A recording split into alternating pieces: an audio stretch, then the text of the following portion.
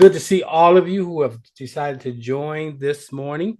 So I want to say good morning and welcome to today's seminar entitled Building on Sacred Imagination, the Tower of Babel as a Blueprint for Creative Power.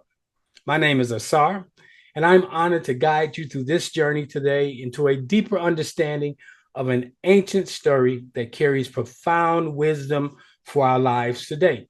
And I've decided to start with this particular story because of what I call the law of first mention. And what I'm dealing with this morning is the imagination. And the first time we see the apparent use of the imagination is in the book of Genesis. So we're going to start. And you might ask, why am I starting here? Well, initially, I was going to present a part of a series this morning, starting on how to actualize or bring your ideas, your imagination into fruition. But as I sat inside of that last evening, the Spirit said maybe we need to go foundationally. Reason why we need to go foundationally because we're pouring into a new wine skin. Now, I say that because many of you are still holding on to old wine skins. Many of you who are joining me and been on this journey of transformation came by way of a Christian experience. And I'm finding that many of you are still dealing with a lot of cognitive dissonance.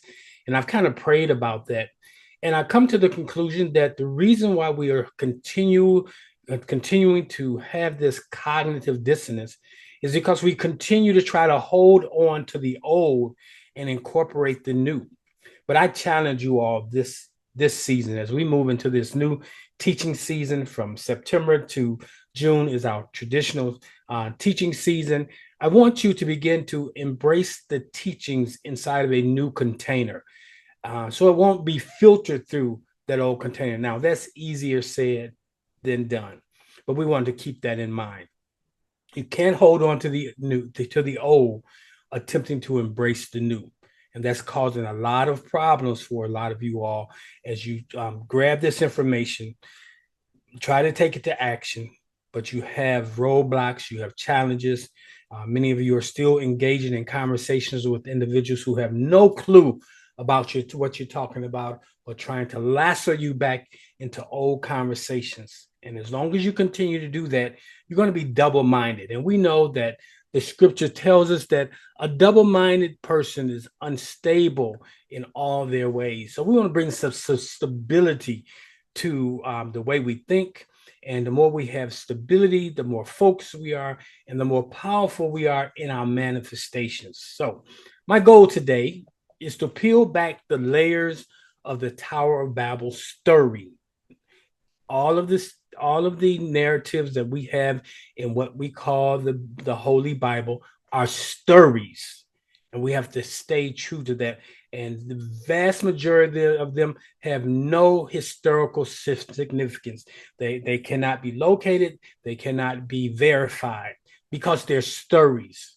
Okay, so we're going to talk about this peeling back the layers of the Tower of Babel story, not just as a historical or biblical event, but as a symbolic narrative that reveals the powerful insights about imagination, thought, and our ability to create the lives we desire. Each of you who are in this space called now are desiring to experience life in a different way than it is. You can identify right now there's something that is manifesting that is a contrast that you desire to experience it different. And there's a way to gain that experience. And part of that is understanding the faculty of the imagination. So by the end of this particular presentation or lesson, you're going to understand how this story, the story of Babel, serves as a metaphor for our journey of moving forward and from confusion and fragmentation to clarity, unity, and divine alignment. You're going to see how imagination can both our greatest asset and, if misused, a source of limitation. This foundational understanding will equip you to harness your own imagination and your imaginative power in ways that are aligned with your highest and greatest good. And that's what this is all about this morning. So I'm glad you have joined us today. So let me set the scene or give you kind of an overview of the story. We can start by recalling the Tower of Babel story as it's presented in Genesis chapter 11, verses 1 through 9. For the sake of time, I'm going to challenge you to go back to the story, Genesis chapter 11, verses 1 through 9. Now, this story begins with the united humanity, all speaking the same language and gathering in the land of Shinar. They decided to build a city with a tower that reaches up to the heaven. Their purpose was to make a name for themselves and prevent being scattered over the earth. But then something happened. The Lord comes down, sees the project, and says, "Behold, the people are one, and they have one language." And they began to do. Because they had one language, they were unified. Look at what they're doing. And now nothing will be restrained from them, which they have imagined to do. As a result, the Bible says God confuses their language, causing them to be no longer understand one another, and they are scattered across the face of the earth, leaving the tower unfinished. Now, this is the literal story. That was. But today I want to take a moment to step back and ask ourselves, what might this ancient tale be trying to tell us on a deeper level? That's the question. So when you read these narratives, one of the questions you want to ask yourself, what might be the lesson here beyond the obvious? So let's journey beyond the literal words, which we're all familiar with, the script that we've been given, and uncover the hidden metaphysical insights that is found in this story and that it holds for each of us today. Now, Oasis Everywhere is a metaphysically based ministry. We operate from a non-literal interpretation of the Bible, a non-historical interpretation of the lives of the individuals who are presented to us as personalities. We look for the message and not get caught up in the messengers. So metaphysical interpretation invites us to look beyond the surface to find the hidden truths that resonate with our inner journey. When we apply this lens, we see that Babel, which means confusion, becomes a powerful symbol of what happens when our thoughts and our imaginations are not aligned with divine principles. That is why when you hear me pray, I often end my prayer with, "May your highest and greatest good be made manifest." That is, giving my highest self the opportunity to express itself. And the highest self is God in me, God as me. And so we must understand that when we are creating, we can create from the human nature, the sensory rude self, or we can create and attempt to manifest from the divine essence of who we are. And that's the mature thing that we are seeking to grasp inside of this ministry, inside of the conversations that I lead. Now, many of you hear me talk about Neville Goddard. Neville Goddard, a profound teacher of the power of the imagination.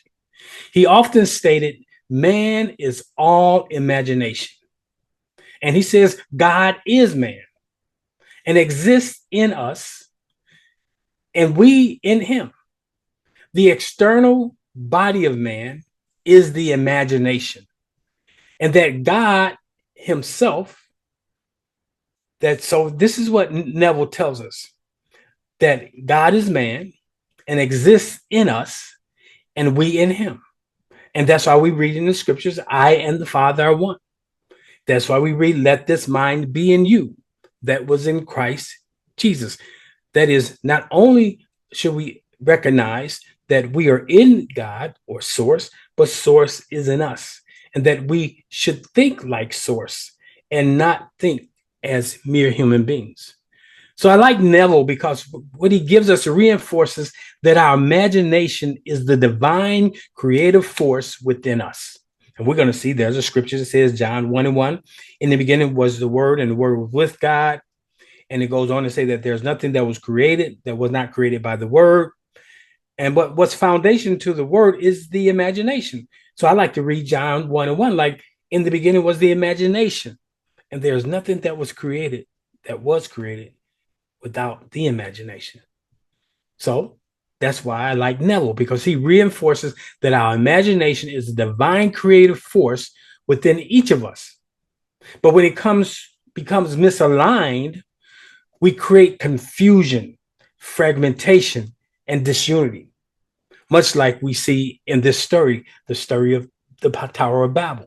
So we must begin to look at that story and internalize it to help us understand ourselves. In this story, we see that the people who had one language and one purpose. This unity represents the incredible power of focused thought and imagination. When you get focused thought and imagination, this is the power that you have. However, their intentions was driven by the ego. That is, to make a name for themselves, to elevate their own status. Herein lies a key metaphysical lesson for all of us today. When our imagination is guided by the ego and self-centered desires, it leads to confusion, fragmentation, and ultimately failure. It's as if we are building a tower without a solid foundation. Now, let me help you. Let me help you by giving you a clarifying example. I want you to consider a time in your life when you were pursuing something with all your might, all your intensity. It could have been a job, a relationship, or a personal goal, but found yourself increasingly frustrated, confused, or feeling stuck. Anybody out there been there in the distant past? And even as recent as yesterday, we've all been there. This often happens when we're driven by the ego or external validation, rather than aligning ourselves with our true inner vision. So we see the story of Babel is a reminder that without alignment with divine purpose, even our best efforts can lead to confusion. So that's what this presentation this morning is about. It's about introducing you to the concept of a unified imagination. And what we're going to do later on in this week, we'll go into part 2 of this. In part 2, we're going to drill down, we're going to unpack it, we're going to really explore it on a deeper level. So right now, we're at 30,000 feet.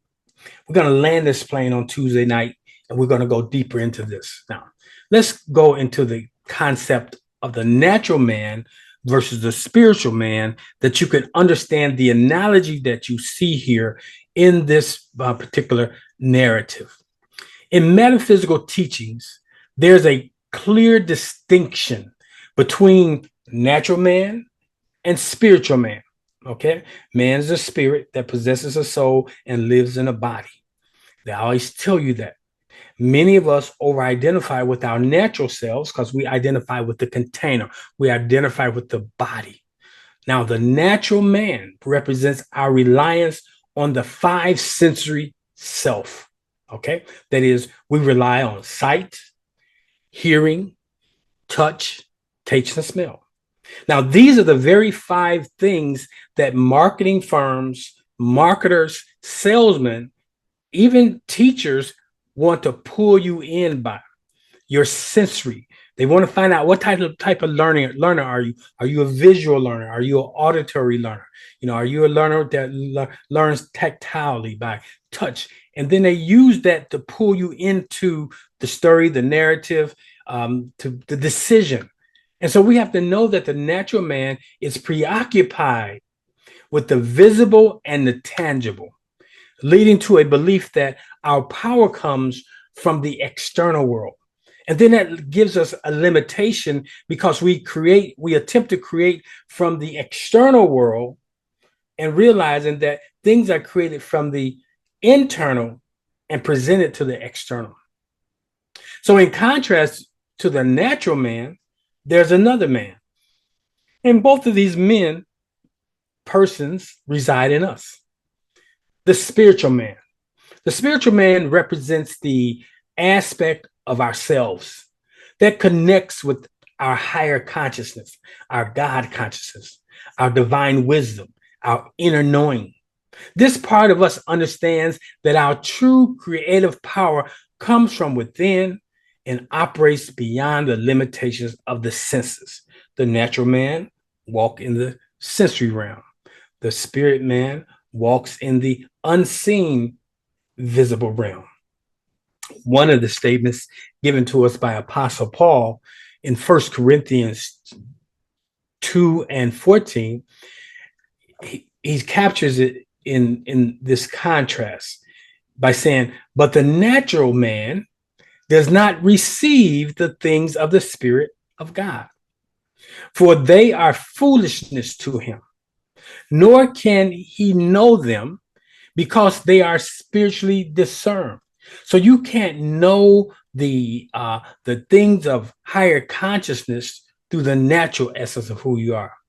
Okay, so he says the natural man does not receive the things of the Spirit of source, for they are foolishness to him, nor can he know them because they are spiritually discerned. Basically, what this is stating to us, that when we operate solely from the level of the natural man, we kind of are cut off from the deeper truths and the creative power that the spiritual man has access to. So we have to learn to unify that, to marry the conscious man or the spiritual man to the natural man. That is like a bride and groom. And that the natural man produces after the instructions of the spiritual man. One of my favorite psychologists and spiritual writers is Dr. Joseph Murphy. If you're not familiar with him, I encourage you to purchase his little small book, The Power of the Subconscious Mind, for that is a basic book for this ministry. Understand that, you'll grasp many of the principles that I teach and expound upon. Now, Joseph Murphy reminds us that our subconscious mind is our creative mind. Your subconscious mind is your creative mind. And what you feel and imagine as true will be expressed in your life. This teaches us that when we shift from the natural to the spiritual, we gain access to the creative power within us, the power within us, the creative power within us. And that's the goal. That's the shift we have to make. Now, I want you to reflect for a moment. Can you identify a time when you allow your five senses to dictate what you believe was possible? What might have been different if you had relied on your inner spiritual vision instead? Now, that's what, as you go back and listen to this, I want you to reflect on that. I want you to reflect on that question. Identifying a time when you allow your five senses to dictate what you believe was possible. When you allow what you saw, what you were seeing, what you were hearing to dictate what you believed was possible. Did you get a diagnosis this week? Have a doctor affirmed the prognosis this week?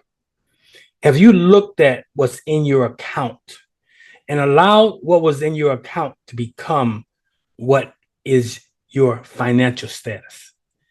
That's what I mean. When we allow the sensory experiences to dictate what our experience will be. So that's important. Now that we see the contrast between the two aspects of ourselves, Let's take a closer look at the tower itself. What does it truly represent? What does it represent? What did this tower represent? Why did their efforts lead to the confusion that is spoken to in the Bible? This is where we uncover how the ego or the natural man can in fact hijack our imaginations and lead us off course. And that's what happens to so many of us. The sensory self hijacks the story, gets our attention, and where your focus goes your intention. So let's look at the tower as a symbol of human ambition and ego, a symbol of your own ambition and your own ego. The Tower of Babel is more than just about a physical structure, but it's a form, it's a blueprint. Look at it like that. It's a symbol of human ambition driven by ego, sensory self. Like many of us, when we look at our vision boards, those vision boards does not represent the things that spirit source dropped in on us, because we didn't even go into a time of meditation and ask source, what is it that I should be prepared to receive? We just created what we desired from the fleshly realm, from the sensory realm. Maybe you saw the watch in a commercial, or maybe you smelled the cologne or perfume on someone and you said, I desire that. And so we are hijacked into the creative mode by the things that we are experiencing on the outside. But the word says that God gives you the desires. He drops in on you the thing that you will imagine and the idea. And we want to talk about that. So when you look at the Tower of Babel, the people wanted to make a name for themselves, to be seen, acknowledged, and admired. In many ways, this reflects how we often seek to build our own towers in life, pursuing status, jobs, degrees, certifications. And social media shows us that, chasing the likes, chasing the numbers, pursuing a status and achievements or material success, believing that this or these things will bring us closer to our greatness. But we can be so far away from it and achieve greatness in those things. That's why the scripture says, let a man examine themselves. Neville Goddard also, he spoke about this when he said, man moves in a world that is nothing more or less than his consciousness objectified. Let me say that again. Neville states in one of his books that man moves in a world that is nothing more or less than his consciousness objectified. He emphasized that our external achievements and failures are direct reflections of our inner state. When our imagination is governed by the ego and by fear, it manifests in confusion and obstacles, much like the tower. Now, Dr. Joseph Murphy kids with this. He says, whatever your conscious mind assumes and believes to be true, your subconscious mind will accept it and bring forth it into your experience. So we got to be careful. We got to be careful because this aligns with the scripture. It says you can tell a fool by the multitudes of words that he speaks. Joking, jesting, and saying things that are not consistent with you want to have as your experience. And if you continue to do that, then you are confusing your subconscious mind and it accepts it and it brings it forth. So when we look at this story, according to Joseph Murphy, we see that the people's efforts failed not because they lacked talent or ambition, but because their imaginations was misaligned with divine principles. And even so, you are self-checked. The God in you, that God part of you, will say to you and yourself, the you and yourself, that is the source in you will speak to the real you and say, let us destroy. Because what the sensory self, the five, is doing. So this is a critical lesson this morning. When we allow our imagination to be driven by external desires, fear, or the need for validation, we build on a shaky ground. So we want to know what's behind your desire. Are you doing it for a name for yourself? Or are you doing it because you have this strong, compelling drive because it's your destiny, it's your DNA, it's what you were designed to do, it's your why.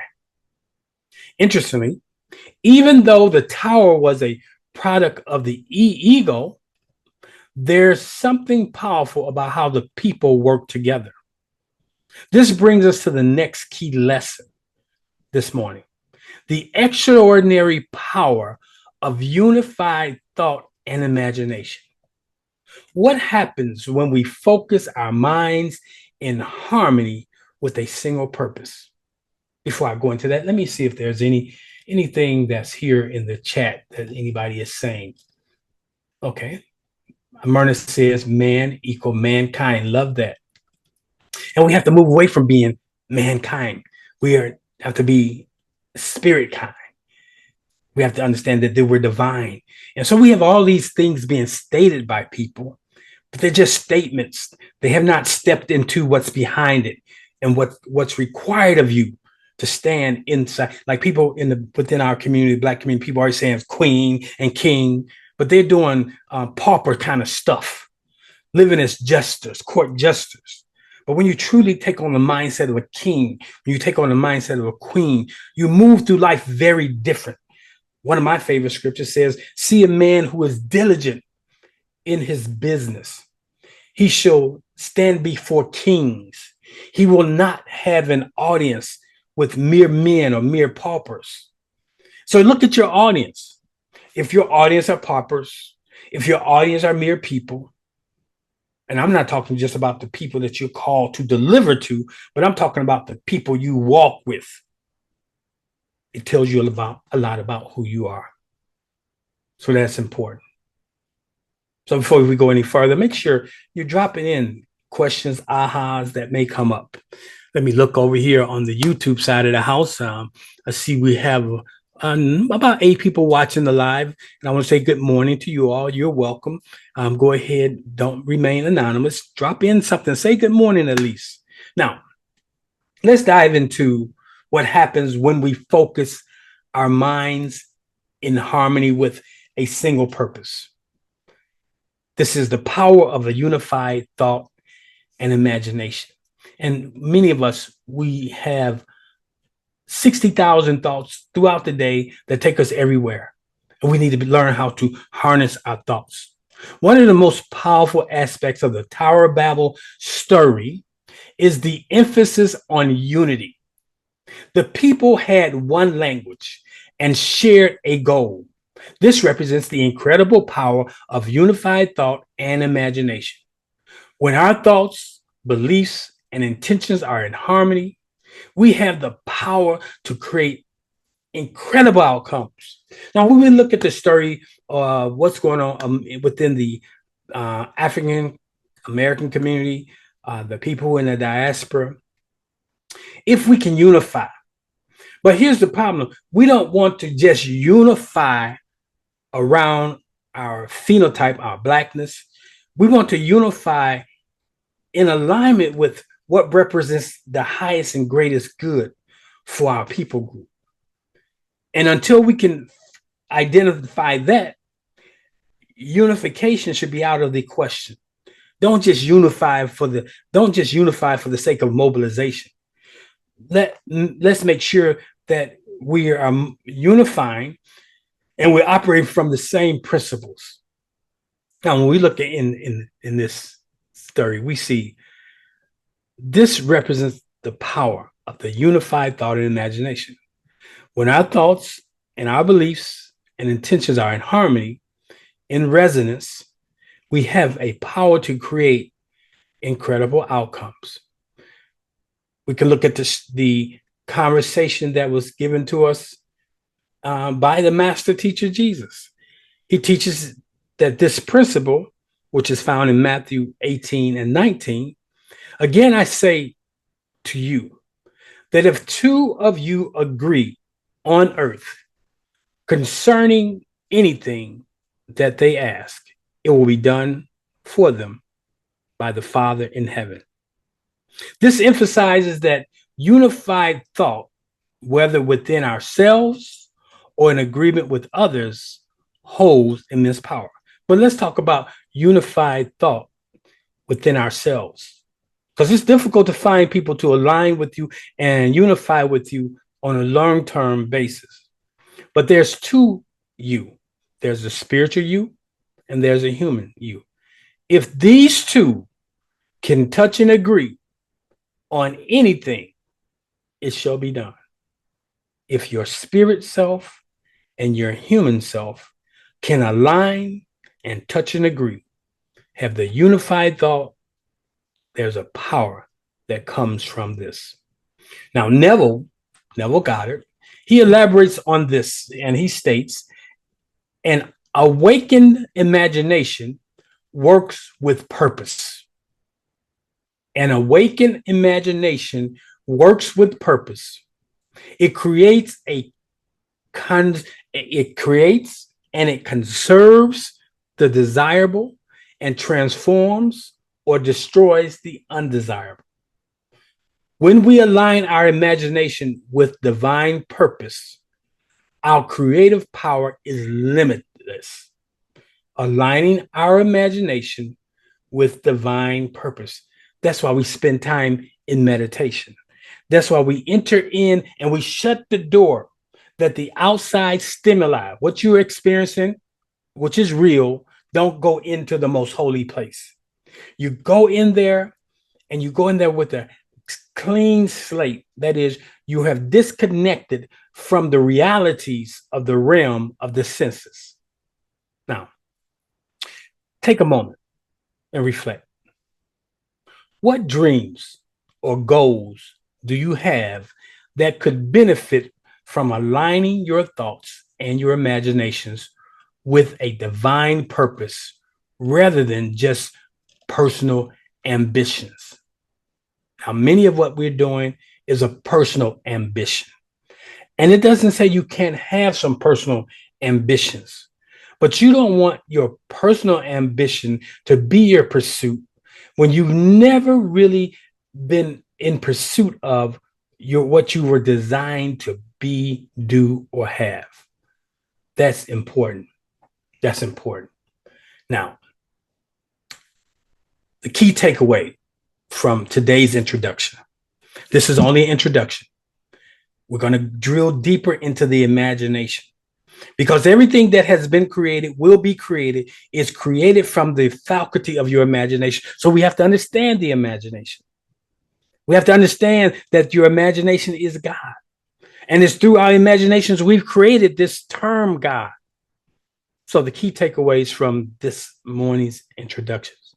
We've covered some essential insights about the power of the imagination, the dangers of the ego-driven ambitions, and the potential that arises when our thoughts are unified. But what does all of this mean for us today is the question. So as we wrap up this introduction, let's draw together the key lessons from the Tower of Babel story and reflect on how they apply to our lives. So you can take it this week. This is what you're going to reflect on. Dr. Joseph Murphy reinforces this idea that I'm talking about this morning. He says the truth is that our subconscious mind is our source of power. And what we imagine in our subconscious mind tends to become our reality. And it is our reality. What this means is that our role is to ensure that what we imagined or imagine is aligned with our highest truth and divine purpose. You can have a truth that's generated from the sensory realm. Then you can have a divine truth that is generated from the spirit realm. The divine truths are universal. The personal truths are local to you. It's your truth. If you get into a conversation with someone and say, my truth is this, leave them alone because they're not open to expand. That's important. So I'm going to give you a short visualization exercise also this week. Now that we've established a strong foundation of understanding, it's time to experience this truth for ourselves. So let's put this principle into practice with a short exercise that will help you tap into the power of your own imagination. Okay? So I want you to just close your eyes. I want you to take the big breath in through your nostrils. Hold that breath. Now release and relax. Take another big breath in through the nostrils, expanding your lungs to full capacity. Hold it. Exhale. Let it go. Continue to breathe in and out. And I want you to imagine, if you will, something that you desire. But I want you to imagine right here, right now, as if it's already fulfilled. And what is the contrast with this already being fulfilled against if it's not fulfilled or you're waiting to fulfill? You want to get to the place where you're not inside of it becoming fulfilled, waiting for it to be fulfilled, but you want to be on the side of the equation where it is fulfilled. What do you see? What is the first thing that you would do when you acknowledge that it's fulfilled? What would you perhaps say? What will you find yourself doing? And how does that feel? Does it bring joy? Does it bring relief? Does it bring a smile? And you rest in that. And you want to live your life from the state of things being fulfilled. And you can do that simply through the power of your imagination. Now open your eyes. That's just an example of how we can use our imagination. An example of how when we go into the imagination, that we can now bring our sensory self there and we begin to operate as if it's already happened. Now, as we wrap up today, I want to leave you with a preview of what's next. In our upcoming session on this Tuesday night, I'll take these ideas that we've kind of uncovered, and I'm going to go further, exploring practical ways to bring them to life. So as we wrap up this morning, I want to wrap up with an affirmation. And the affirmation is this. I'll state it once. I'm going to ask if you will be participatory and state it with me twice afterwards. So listen to the affirmation. I am a divine creator, and my imagination is aligned with infinite possibilities. Now repeat after me. I am a divine creator, and my imagination is aligned with infinite possibilities. I am a divine creator, and my imagination is aligned with infinite possibilities. Thank you. Now, I look forward to seeing you guys on Tuesday night at 7 p.m. Central Standard Time for Transformation Tuesday. And it's only for those who are able to get into the Zoom room. So if you are not able to get into the Zoom room, just send me a text. You can send a text to 708-368-1076. 708-368-1076. And I'll send you the link that you could register one time to be able to get into the Transformation Tuesday class. It's not a class for voyeurs. That's why I don't put it on YouTube. It's a class for participation. It's not a Nicodemus at night type of class. You can't on one side do this thing in secret and then on the other side do something else. So you choose this day that you're going to be deliberate and intentional. Yes. Yes. Good morning, King T. Good to see you. Good morning, Carolyn. It's good to see you this morning on the YouTube side of the house.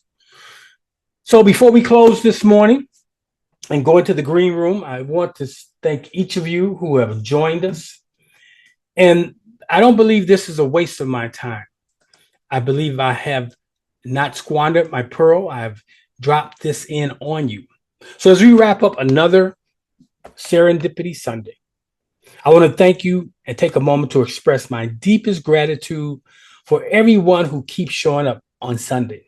And for those of you who show up Monday through Friday for our morning meditations.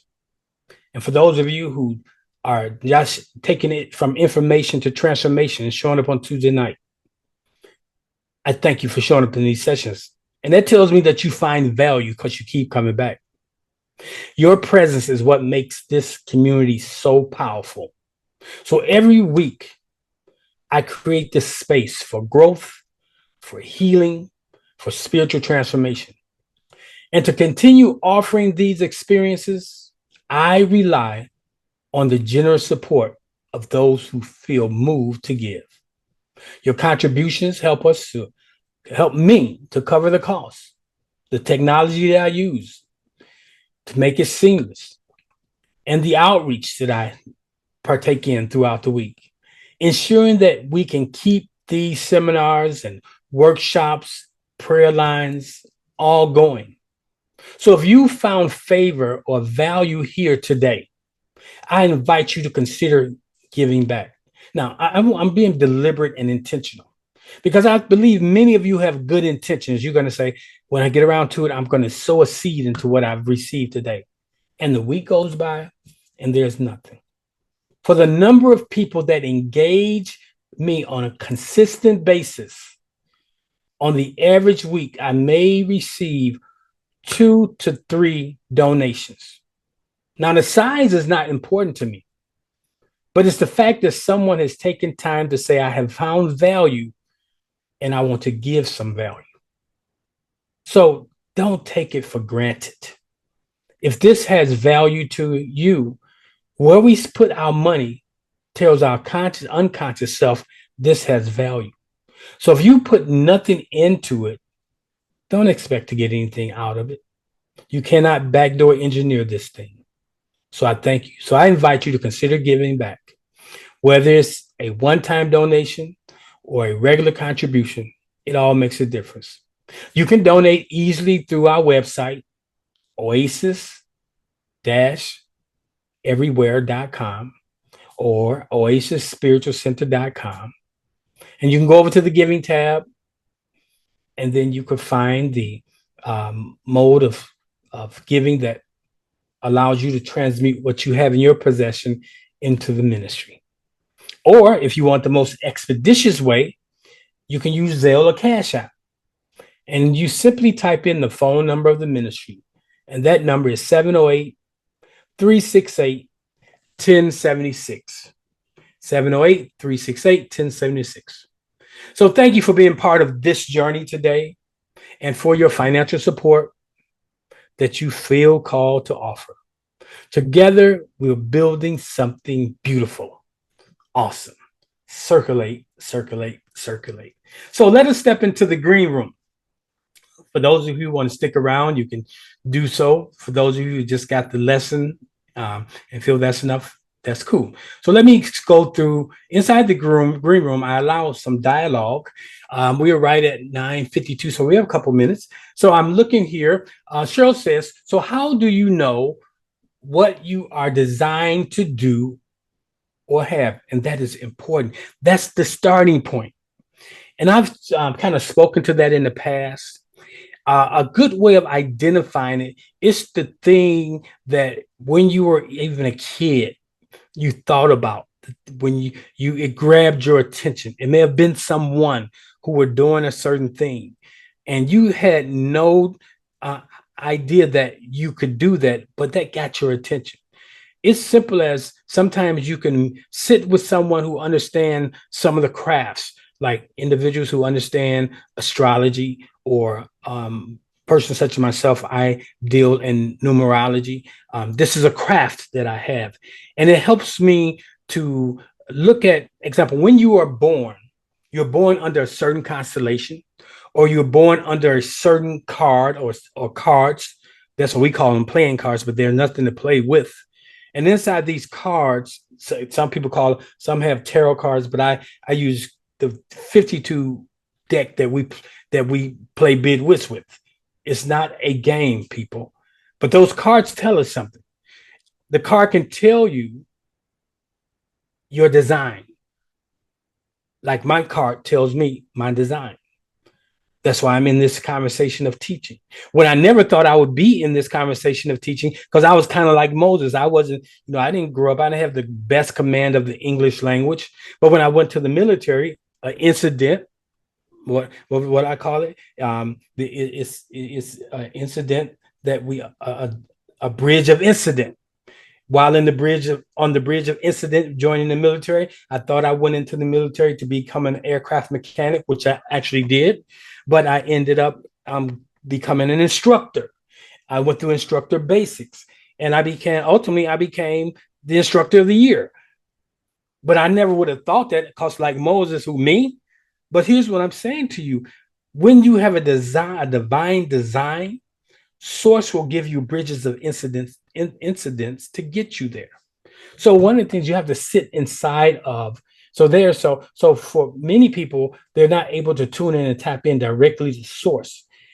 In our communities of old, you would go to the seer, and the seer would look into your life and be able to share with you certain things that would start you in the right path. But you got to be careful. Today's seers or prophets are not prophets in the sense of prophets, but they are profits, prophets. So sometimes looking at your zodiac, what we call is your astrological sign, the alignment of the stars. Now, you only use it as a kind of like a roadmap to give you a sense of what the possibility is. For all of us are familiar with our signs. If I ask you right now, sure, you will quickly say that you're a Leo, and you can identify with certain aspects of Leos. Leo has its strengths, Leo has its challenge areas. But what we have to be very careful, even though we're born under certain astrological sign, inside of those astrological signs, there's planetary alignments that influence. So two people born under the same sign, but be in certain different positions, alignment. Like you may be born early in the month and there was a particular alignment and influence. Born later in the month, same alignment in a sense, but the influences are different. Where it may have been a full moon, when you were born later in the month, it was a new moon. And so there's a lot of things that goes into that, but there's a good way to start. By what is my card, what does my astrological sign say about me, and go from there. But that's where everybody should start their pursuit. The pursuit should be, who am I? And firstly, that I am God incarnate. That is, I am an aspect of God. But what did I come here to do? What did I come here to experience? What did I come here to be? So that's something we have to drill down into. Awesome. Tangible versus intangible, says Myrna. How do you express the intangible in a way that it becomes tangible? People tend to place value on the tangible abilities more so than the intangible. Every tangible at one point in time was an intangible. We don't spend enough time in the meditative state or inside the faculty of the imagination. So it appears that things happen in a nanosecond and they happen from the tangible side of the house. But even the thing that is experienced or happening on the tangible side of the house, the visible side of the house, first started in the imaginative side of the house. So we have to know that. That's important. Good questions. Alan, I see your hand there. You have the mic. Just go ahead and unmute yourself.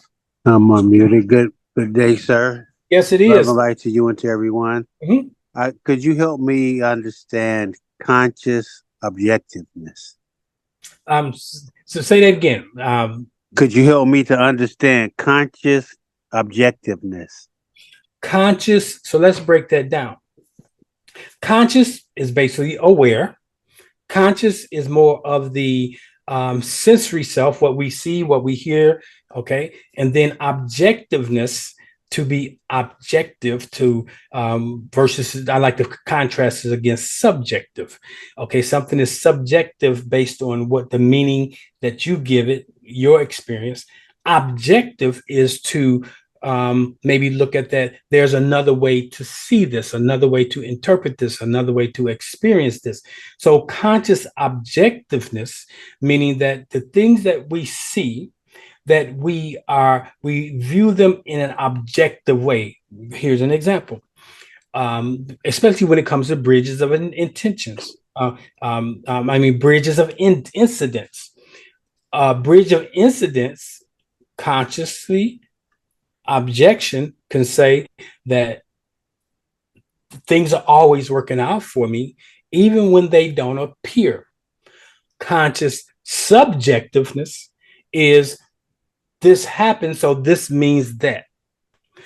This happens, so this means I'm not in alignment with God, that God is not blessing me. I'm not supposed to do it. Whereas with conscious objectiveness, you can embrace the fullness of a bridge of incident.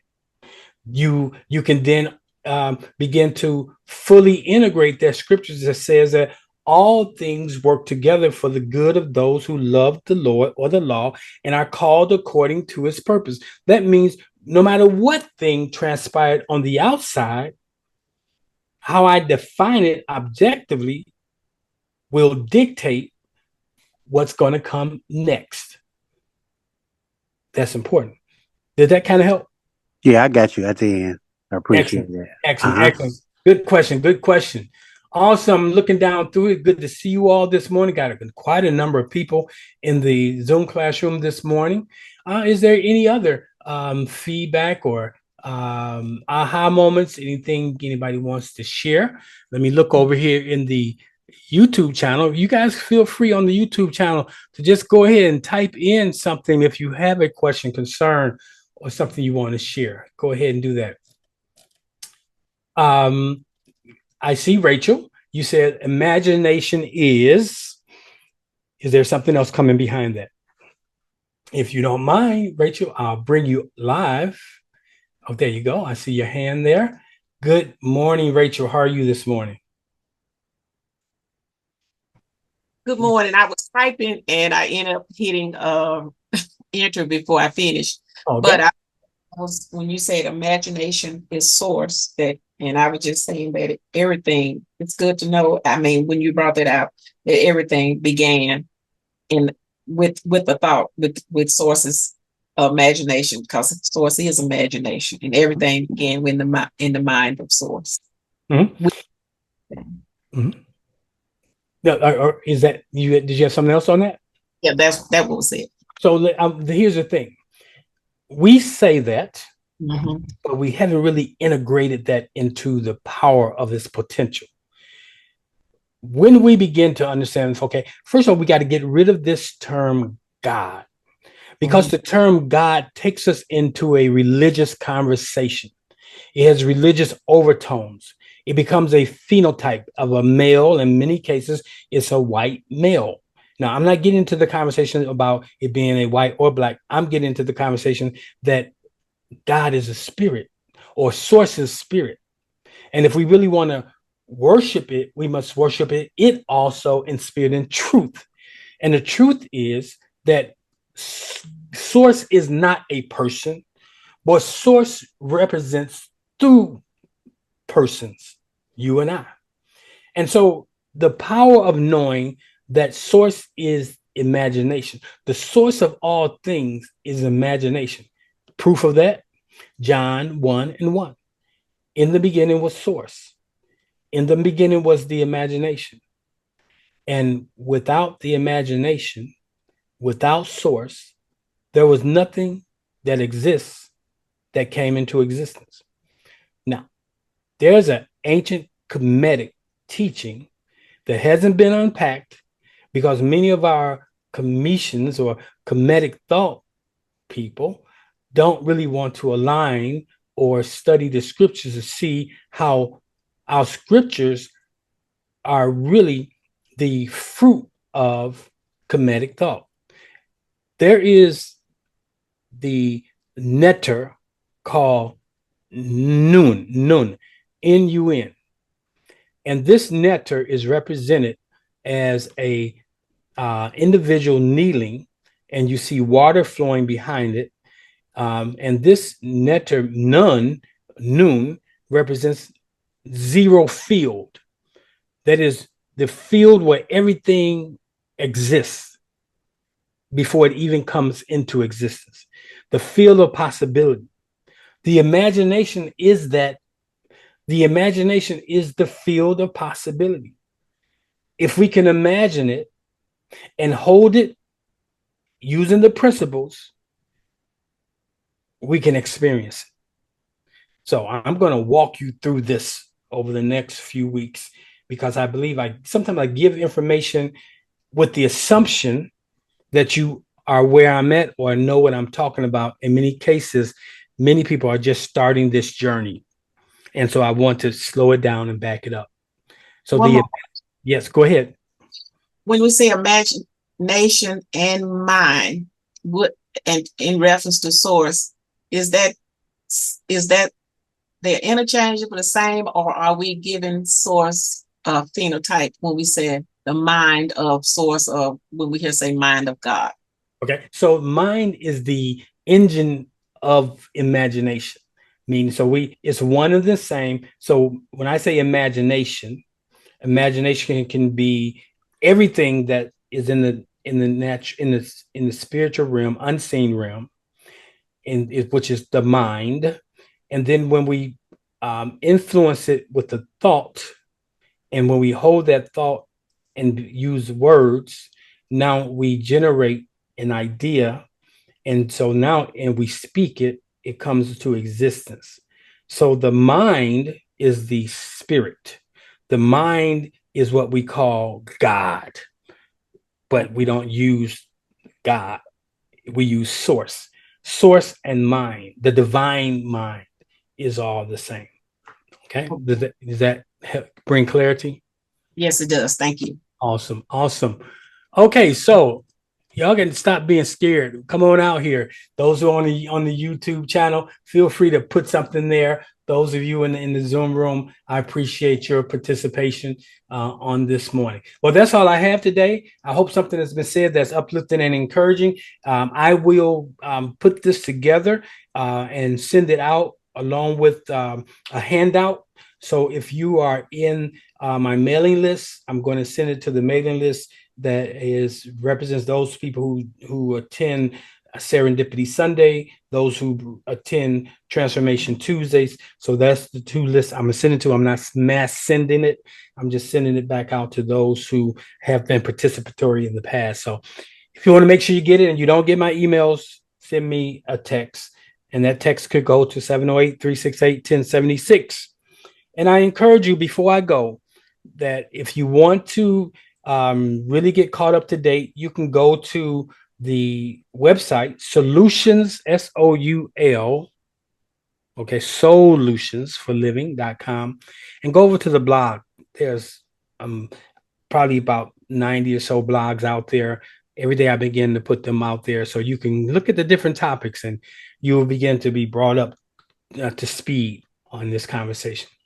Awesome. That's all I have this morning. You guys have a wonderful day. And I believe that something has been said that is uplifting and encouraging. And I encourage each of you to be available. That is to be present to the right here nowness of life, the newness of life. And as you do so, it'll be a serendipitous journey. Have a wonderful